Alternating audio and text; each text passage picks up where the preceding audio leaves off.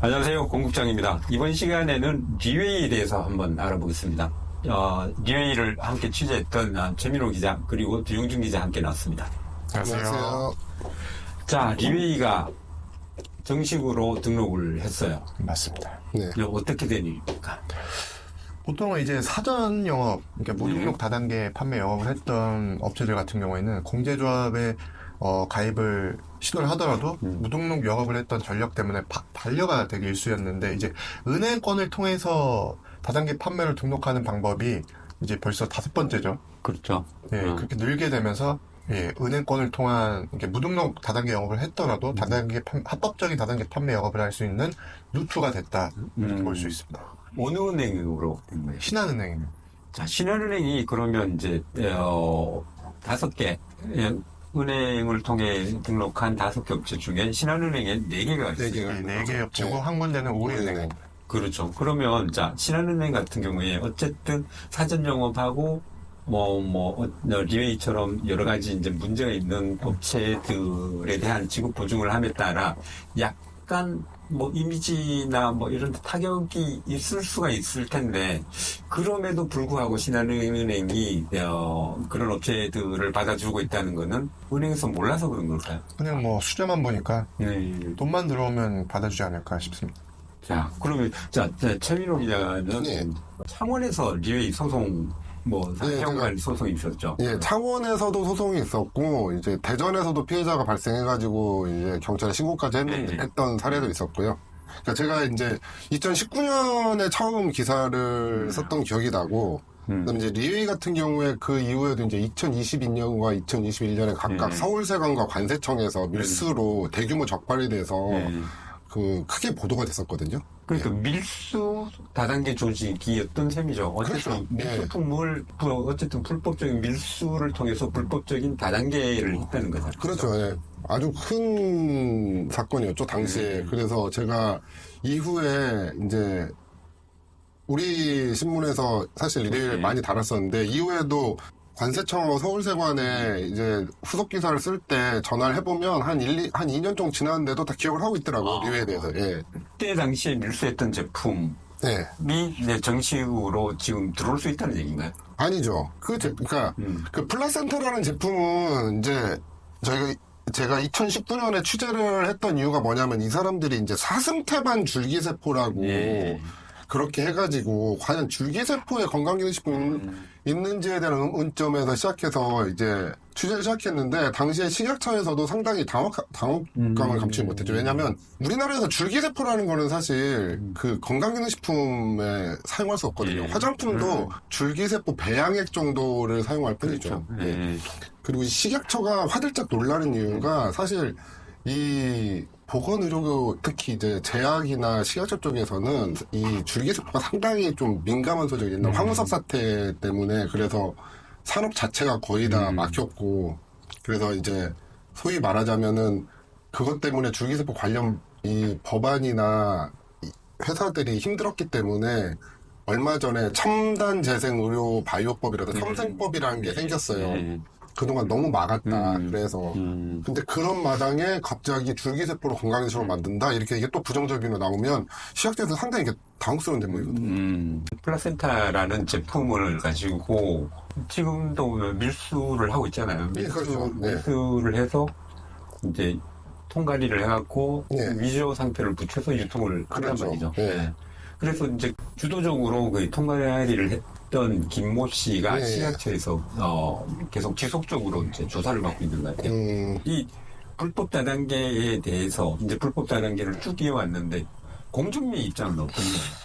어쨌든 그동안 은행권을 통해서 등록한 업체들이 어떻게 보면은 우회 루트로 등록을 한 셈이니까 공정위도 이런 부분을 인지하고 있고, 은행 채무지급 보증계약에 관련된 이제 그 제도 개선에 대한 필요한 부분이 있으면은 검토하고 있다고 하거든요. 그래서 앞으로 뭔가 조치가 있지 않을까 싶습니다. 그러면 일단 이제 불법 조직이었을 때는 공정위에서는 손을 쓸 방법이 없었는데, 이제 이 사람들이 자발적으로 등록을 했단 말이죠. 작년에 이 창원과 대전 피해 사례 예. 때문에 공정위 쪽에 연락을 했을 때도 당시 이제 담당자분이 차라리 등록을 했으면 좋겠다 말씀하셨어요. 왜냐면 불법으로 하는 데들을 찾아다니다 법적으로 이렇게 수면으로 떠버리면은 공정위도 훨씬 자기네들이 하기가 좋거든요.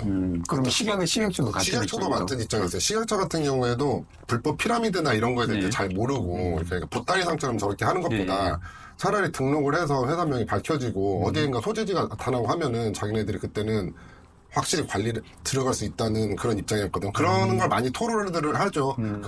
취재를 하다 보면은 네. 공무원들도. 네. 자, 그리고 또, 리웨이 같은 경우에는 이제 이 반입 금지 품목으로 지정되다 보니까 사업자들이 매출은 치지만 제품은 안 받고 포인트만 받는 식으로 그러니까 돈 놓고는 못 쓰게 되는 거죠. 금융 피라미드 방식으로 했다고 그래요. 그럴 경우에 어떤 법이 품이 설정될까요? 없으면 일단은 사실상 금전거래만 한 행위로 그렇죠.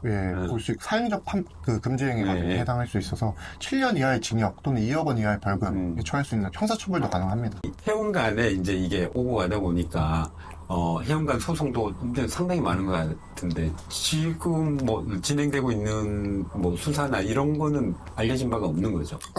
일단 창원에서 제가 그때 취재를 했던 거에 따르면은 창원에서 피해 사례가 발생했고 그게 청와대 신문부 그쪽에 접수가 돼서 청원 경찰서에 사건이 이첩이 됐어요. 예, 그래서 지금 현재 수사를 하고 있는 걸로 알고 있습니다. 들어가고 나면은 사건이 접수되면은 빨리빨리 처리가 된 건 아니기 때문에. 자, 그리고 또 하나 문제가 되는 게 이제 이게 반입금지 품목으로 지정되면서 제품이 못 들어오다 보니까 회사에 매출을 하고 제품을 못 받은 사람들이 되게 많아요. 그러니까 뭐 적게는 1억에서 많게는 뭐 몇십억 돼야 된다는 이야기도 있으니까 아마 이 부분에 대해서 또 리웨이 회사 측에서 책임을 져야 할 것 같아요. 그리고 이제 뭐 그 사람들로 인한 소송도 잇따를 것 같고 그 당시에 피해자들한테도 오히려 이제 피해를 보상을 받을 그렇죠. 수 있는 기회가 될 수도 있는 거죠. 예. 근데 지금 보니까 제품이 커티어 플라센터잖아요. 예. 지금 제주도 사무실 인테리어하고 있다고 들었는데 제품이 화장품이 나온다는 얘기도 있거든요. 어차피 포티플라 센터는 이제 못 들어오니까 이제 화장품을 갖고 하는데 화장품을 갖고 한국 시장에 덤벼든다. 이거는 정말 이제 그 리웨이라는 회사에서 무슨 생각을 하고 있는지는 모르겠지만 한간에는 한국 사람들이 들어오라 하니까 일단 들어왔다가 해지되고 나면 자기들도 부담을 덜 수 있기 때문에 들어온 게 아닌가 하는 그런 얘기들도 하고 있더라고요.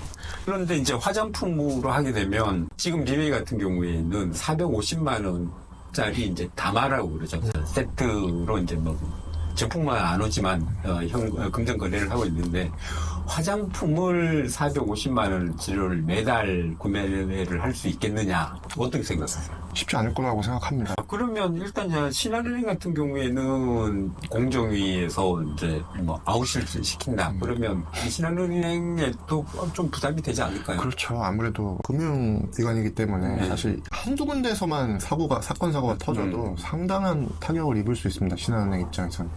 그러니까 이게 본점 차원에서 한 건지 뭐 지점 차원에서만 한 건지 이게 듣기로는 은행, 이제 신한은행 네. 브로커가 있다고 하거든요. 그러니까 은행 거는 다 대부분 브로커를 끼고 하는 것 같아요. 브로커도 있고 은행을 또 이제 그 은행 지점하고 또 아는 지인이 있어야 가능하다. 뭐 이런 얘기도 있고. 그러면 이제 지점장들도 위험해질 수가 있겠어요. 네, 맞습니다.